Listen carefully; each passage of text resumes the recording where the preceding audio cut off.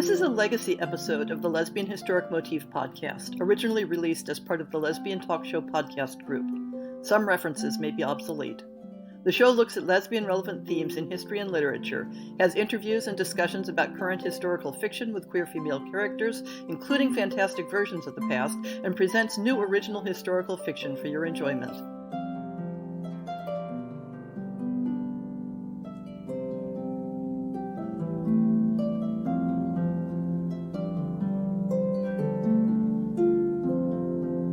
Last week, I had Janet Todd on the show to talk about her recent novel, Don't You Know There's a War On?, set in the mid-20th century. But this week, she's graciously agreed to come back and talk about her historic work, especially focusing on women writers of the long 18th century. Welcome back, Janet. Thank you, Heather. Delighted to be with you again. I mentioned in last week's show that I was so excited to talk with you because I'd used two of your books when researching previous shows. Specifically one on poet, playwright, and spy Aphra Behn, and the other on larger-than-life, gender-bending Mary Frith, also known as Moll Cutpurse. You've written about many other women, of course, but those two came to my attention because of how they touch on questions of same-sex desire and gender transgression. Yeah. Behn left plausible evidence that she loved women as well as men. And though my own personal interpretation is that Frith may well have been asexual, the fictional portrayal of her in Middleton and Decker's play The Roaring Girl is strongly suggested to be bisexual. So I'd like to hear how you view understandings and depictions of women's homoerotic desire in the early modern period. Okay, well, that's a big one. I think I'll concentrate on Aphra Behn, whom I know much better and who, of course, wrote so much. So therefore, you can get to her rather than looking at people's depictions of her. I think that what's really, I think one has to say right at the beginning is that the 17th century is not like us. I think there is a performativity of what they are doing pretty well all the time. They are masked. They talk about masks. They talk about putting on personalities, personae, and so on. So it's very difficult to say exactly what they were thinking, who they loved, and whether they were, in our terms, bisexual or heterosexual or whatever. With Behn, who is rather different when she writes poetry that one assumes is a little more personal and maybe, though not definitely, has an autobiographical resonance. She's very different there from the way she presents women in her plays and the way she presents herself in her prefaces. And I think in these poems, which are clearly the most obvious in terms of looking at her sexuality, I would say that she loved beauty. She loved beauty in a man or a woman, a boy or a girl. And she didn't seem to much worry about how it was clothed. One or two of her poems clearly suggest that the love object is well, and I say clearly, nothing is absolutely clear in Aphra Behn. I mean, she begins her life as a spy, and I think her way of writing is always slightly in masquerade. She would be able to slip out of it. She can slip away from anything that she doesn't quite want to say. I get the feeling that to a large extent, she invented her own life as she presented it to people.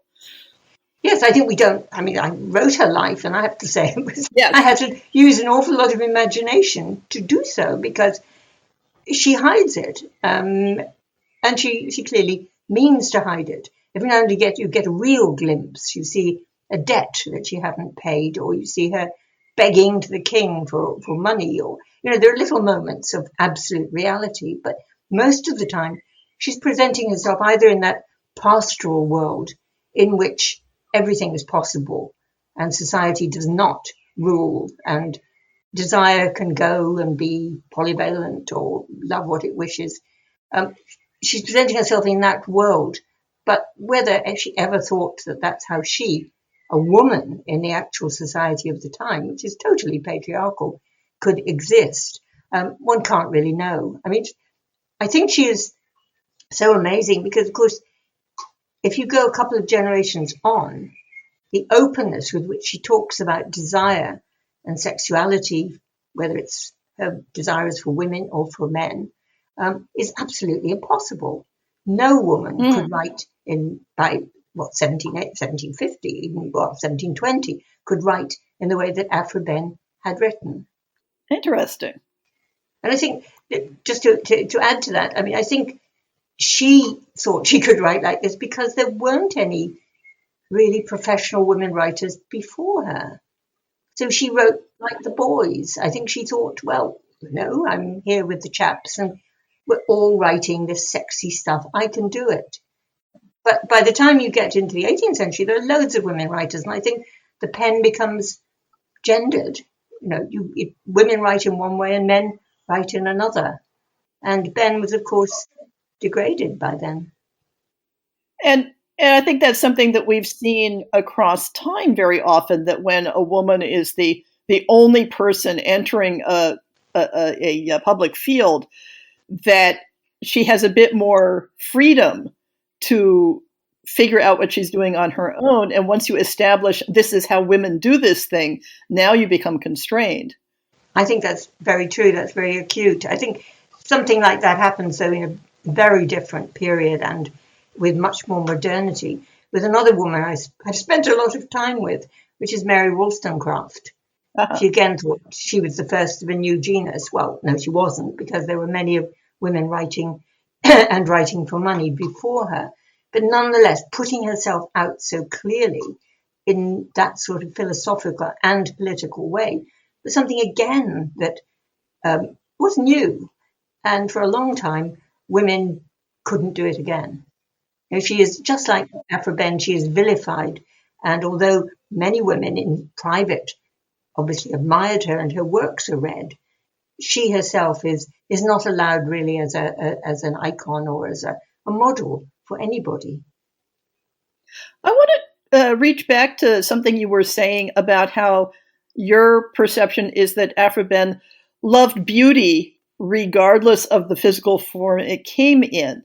And I think that's interesting, because when we try to get a handle on romance, sexuality, desire in the past, we're always matching it up to models that we have. And those models themselves are very complex and structured for how we label things.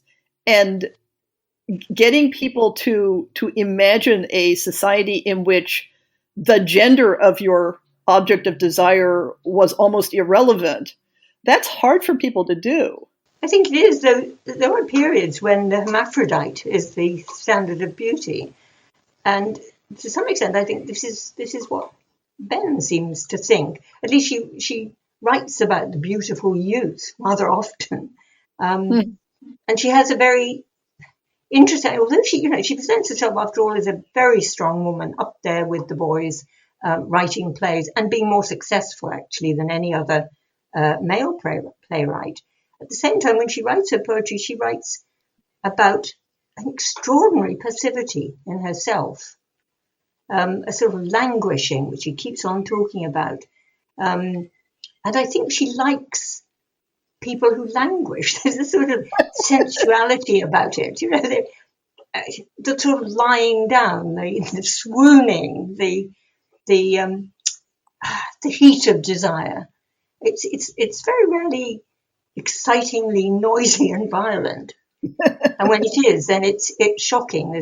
She's got a very good poem that forms part of Abdulazza, Love in Fantastic Triumph sat. But even there, he's actually sitting down. But that's violent and sadistic. And love is often like that, romantic love. But sex is not. Sex is fun, and it seems to me a lot of lying around. And you also mentioned that a lot of her writing exists in sort of this pastoral Arcadia, set apart from the ordinary world. Now, that I know was a feature of literature of the time, that was how people, expressed some of the work that they were producing. But do you think that it was a way of handling the impossibilities of certain things in ordinary life, that you could imagine certain relationships, certain experiences in this unreal place because they were so impossible to live in ordinary life? I think that is possible. I mean, it was obviously a male and female mode. Everybody Yeah. wrote in it, and I suppose it was a way of getting the glamour too of the court into the into the countryside. But yes, I mean, one has to make the difference. There is the pastoral, which often mirrors the ordinary world, where shepherds are cruel and ladies and shepherdesses are fair and are pursued, and they give their charms. So, which other women that you have researched would you recommend that people look at for understanding same-sex relationships of any type in the early modern period? So, whether it's friendships or romances or whatever, who's interesting? Well, I think certainly Aphra Behn. I put her up there right at the beginning. So the early modern period really stops at about 1800. 1700 rather. I'm assuming. Well, okay, so let's take it or the through whole the period. 17th century. Yeah. Well, the whole period. I would also put Mary Wollstonecraft, because she so clearly loved another woman. Now, whether it's sexual, I don't think you can talk about what they actually did in bed, because apart from one or two amazing people who left their diaries, Yes. as we know, they don't say, and they certainly don't put it into letters and novels. So one can just say there was a very close, passionate sometimes, and certainly intimate relationship between women. And that's there with Mary Wollstonecraft. Her first love is clearly Fanny Blood, and I think that goes on quite a long time.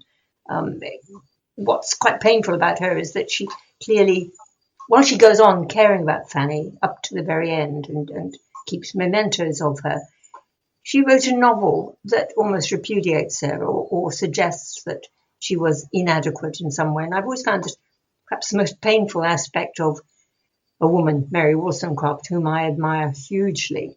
So I would say that's somebody to read, and particularly Mary, a Fiction, which is where she describes her relationship with Fanny Blood, and perhaps more to the point, her letters, which are very wonderful and really describe the struggles of a woman who feels all this passion and doesn't really know how to express it socially, or perhaps isn't allowed to. So I would say them. And then, of course, there's novels. And oddly, I think there's Frances Sheridan. There are people who often write letters to each other. And there's all the Blue Stockings. There's their letters. Some of those have a homosocial, if perhaps not always homoerotic, edge. There is a sort of intimacy with each other that is certainly surpassing anything they have with husbands or men. And then the book that I always thought brought it home to me most is of course by a man, and that is Samuel Richardson's Clarissa, where the love of Clarissa and Anna Howe is extremely strong, and is set against the violent and predatory love or lust, one might say, and desire for power of men. And obviously, Clarissa comes to a very unhappy end, but Anna goes on living, and she does marry. She marries a man in the way that people did and do. But her love was always, I think, for Clarissa, and it's I think it's a very, very powerful depiction of that sort of love. Yeah, I think I may agree with you in that when we're looking at these passionate friendships of the past, and the question of, well, did they or didn't they in bed, to me, that's almost irrelevant because, I mean, for goodness sakes, not everybody today has a sexual relationship with the people they're in love with. And I am interested in your general take because you've written a book that, by the way, I bought it immediately as soon as I looked it up, Women's Friendship in Literature, which it says you said in the introduction that you wanted to prove Virginia Woolf wrong, that there are no true women's friendships in literature. And I've recently, on my blog, been going through a whole series of studies of women's same-sex friendships in the 17th through 19th centuries, and a lot of different takes on how friendship worked in the dynamic of people's lives and how it interacted with romance and eroticism. So what's your overall take? I know this is a big question. What's your overall take on the whole romantic friendship question? Well, I don't know about take. Can I just mention, thank you for mentioning that book. It's funny, I wrote that in the 1970s, and I think it was sort of, this is rather pushing it rather grandly. It was a bit before its time. People weren't really talking about that at that point. And I remember it. I remember the reviews very well because I had a really stinking review from Anita Bruckner, who was in the TLS. And I love Anita Bruckner's books. It was really so painful. And she said, and I remember these things because you do remember bad reviews in a way. They sear the mind wonderfully. She said that it was, she didn't really criticize the book, but she said that it should not have been written because anything that pulled women away from the heterosexual romance was dangerous. And I presume she meant dangerous to their happiness. And I thought this was a very curious thing. But then when I got back to England some years later from America, I realized that actually things hadn't, I mean, obviously in certain circles, everything was always possible, but that the big majority of society had not moved very far.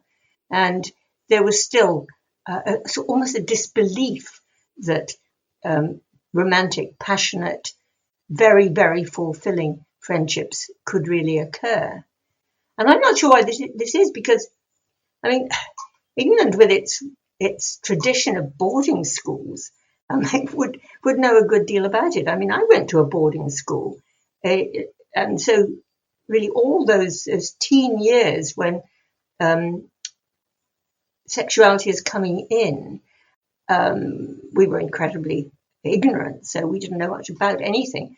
But there's no doubt that all those feelings, whatever might be one's ultimate bent, were directed to other girls. And this would, I mean, and the same obviously happens with in boys' boarding schools with boys.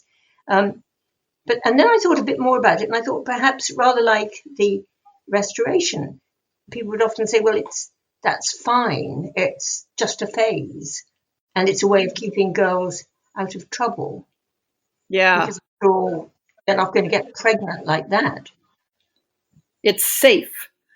I think so. And at the same time, like the generation before, of course, it was full of, or grandparents, full of women who were sort of unnecessary. You know, that after the First World War, there were just so many more women than men. And many women lived together for convenience. And in that time, it didn't seem a problem. And I also remember hearing somebody, oh, well, they got a single bed, but, you know, it was just to be cozy. It wasn't said. So much was kept under wraps. That's been something of a long historic tradition that when it is convenient for society to let women fulfill each other because they're surplus, that there has been less disapproval of it.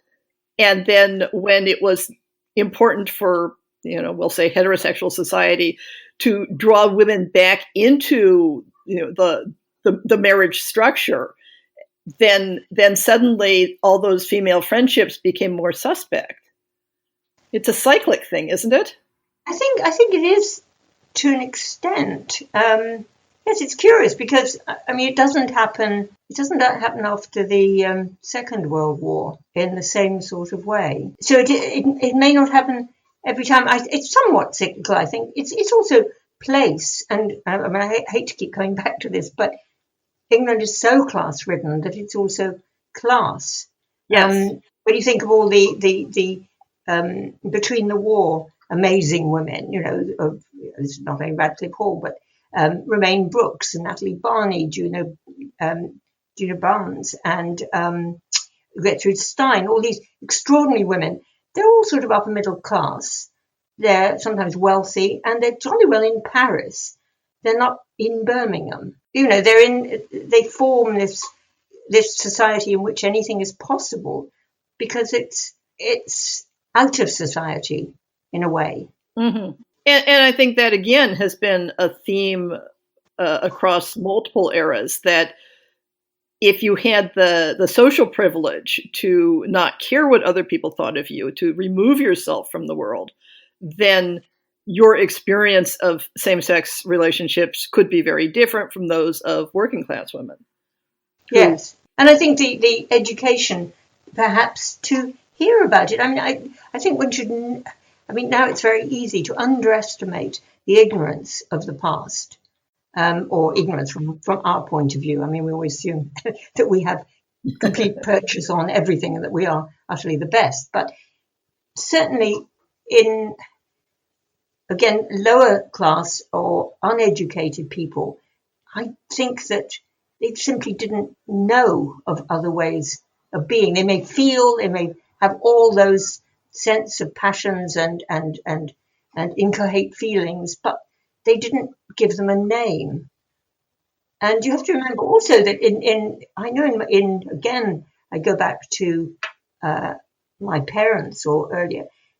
I've heard of people who were put in insane asylums because of lesbian tendencies, and that is very, very strong. Yeah. And very scary, But you see, that would never have happened in the upper echelons. You'd be perhaps packed off somewhere if you were considered to be so beyond the pale, or you could take your money and your status and go somewhere where it was possible to be different. That's a long English tradition of removing yourself from home and going someplace where you can live the life that your fellows back home might seriously disapprove of. Yes, absolutely. And it's usually known as Paris, isn't it? Occasionally Venice, but mainly Paris. And have you noticed they always live, I mean, in England, they will be in a house, an ordinary sort of house sitting on the ground with a little garden in front of it, and that will be terribly, terribly constricting. And then in Paris, they'll be in an apartment, probably on the first or second floor with a balcony. It's very specific where things can happen that would not be allowed in the society from which they come. Mm-hmm. So, changing track a little bit, one of the things I try hardest to communicate in my lesbian history blog is how to try to understand different perceptions and models of sexuality. And that's what we were just talking about, that the question is always, you have these feelings, you have these urges, but do you have a model to compare them to say, oh, this is what's going on? Yes. So different models of sexuality and gender, for that matter, in the past. I've been doing a lot of interesting reading on how people understood gender at different eras.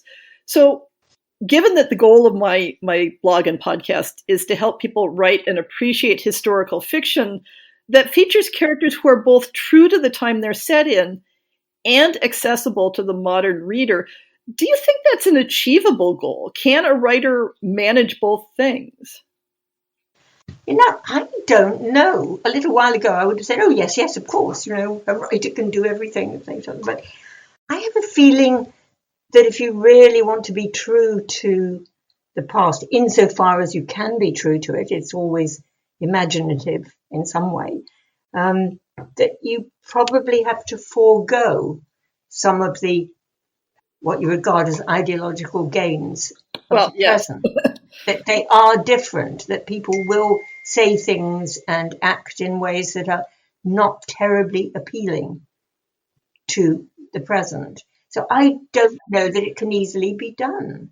I know that's a big topic in the mainstream romance community these days, of that people want to read historical romances with characters who are very sensitive and consent oriented and do not have negative opinions about their fellow human beings because of I race know. or religion.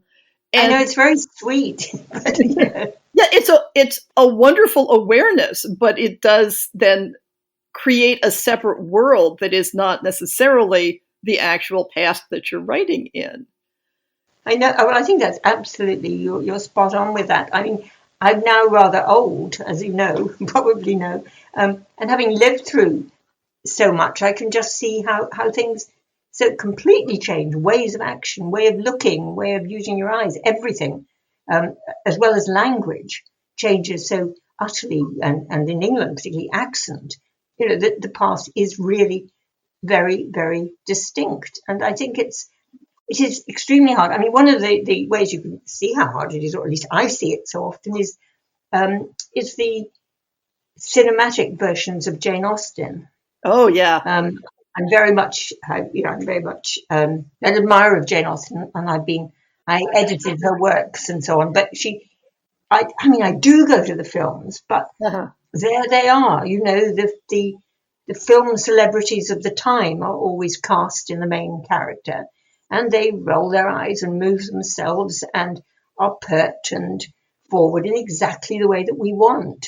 I have some friends who have a blog and podcast about historical films and TV specifically. They're called Frock Flicks. Their show, Yes, they are. and they really discuss a lot how you can tell the era a movie was made in by looking at the hairstyle of the leading lady. Oh, absolutely, completely and utterly, and the makeup. And even when a show is trying very hard for historic accuracy, and of course they're focusing on costume, not necessarily on gesture or speech, that it always seeps through. It is always interpreting Always. the time it is created in. Absolutely, absolutely, and completely. I mean, and even a few years on, you can see it, and it's mainly the type of beauty required of the woman. Mm-hmm. I mean, the man dates too, but well, obviously, in the way that female dress has changed and changed and changed, where male dress has stayed very solidly itself, really, since the Regency period. But even men, even the style of their beauty, is changing. But it's the way they move their bodies, the way they hold themselves, the way they walk, everything, and then of course the way they speak and look at each other. I mean, it makes you wonder whether we can, in our writing, capture something, or whether the problem is that in the reader's mind is the memory of the films or of periods that have been created for us by movies. Oh yes, that's always a problem.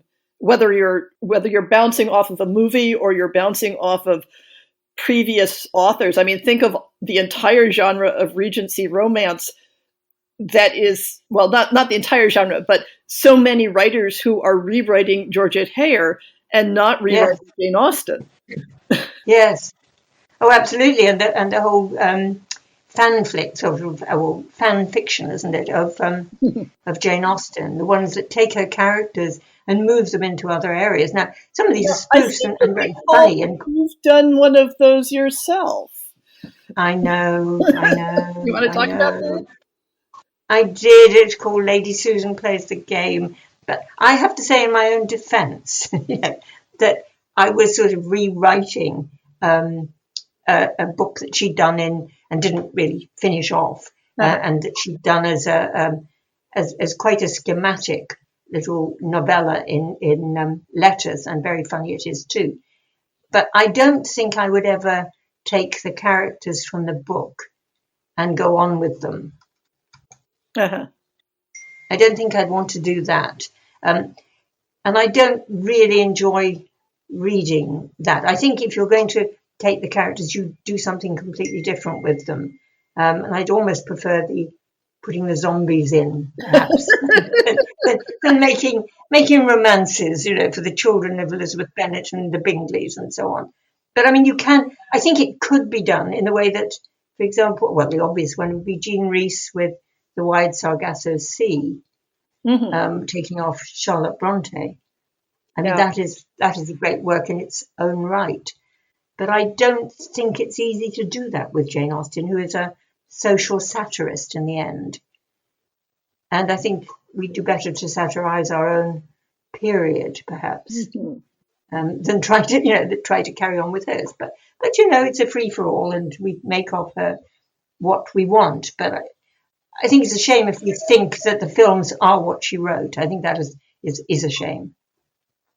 And on the flip side, people should enjoy writing whatever they want to write. Absolutely. As both a historian and a historical novelist, what advice would you give to writers who want to take up the challenge of writing historical fiction? Well, I wouldn't presume for a start. I certainly wouldn't presume. But if pressed, I think I would say just keep writing, just keep reading the writing of the period, so that you get the timbre of the voice, the sound of the voice, as it were, the inflection of the sentences, the kind of statements they make when they're just making conversation, how they fill in their time. So I think I would just say read and read and read, and then probably write and write and write and see what it sounds like. But it's never feel that you're writing at you've caught the period. I mean, I should be very interested. I've just read Hilary Mantel's final part of the trilogy of Thomas Cromwell, and so it is a magnificent work. It's huge and immense and wonderful. I would be very fascinated. I won't live long enough to know, but I would love to know what people think of that in 40, 50 years' time. While we admire it so much now, what will it look like? Will it look like something that was absolutely written in 2020? And it's talking about that period. It's quite possible that the squeamishness that we have about certain things is not the squeamishness that they may have then, and vice versa. So it's so difficult, isn't it? There is only time to make judgments with. I've been teaching. I was teaching for 50 years, basically. So I've lived with the old canon of English literature largely. And it's only since retirement that I've had the time, to write my own novels, which I really always wanted to do. I mean, I became an academic for money and for no other real reason. And I would love to, if I'd had the courage and the backup, I would have tried to write fiction right from the start. But I think I would like to know more about different sexualities, but not so much about explicit sex in novels. I'm not that keen on that at all. But the passions between people, because that's what it's about. The making of other kinds of families, the making of relationships, the other sorts of coming together. As the old family and kin have largely fallen away, what are we putting in its place?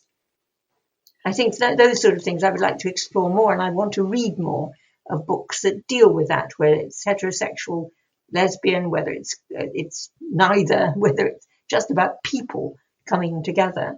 I think I want to explore all that, both in what I write and what I read.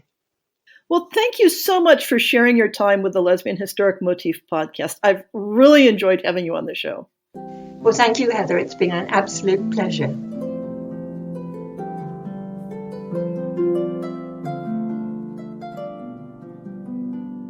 I hope you've enjoyed this episode of the Lesbian Historic Motif podcast. See the show notes for links to people and topics. Most shows will have a transcript linked as well. If you have a book announcement, a topic suggestion, or might like to appear on the show, please drop me an email. If you enjoyed this podcast, please rate it and subscribe on your favorite podcast app, and consider supporting our Patreon.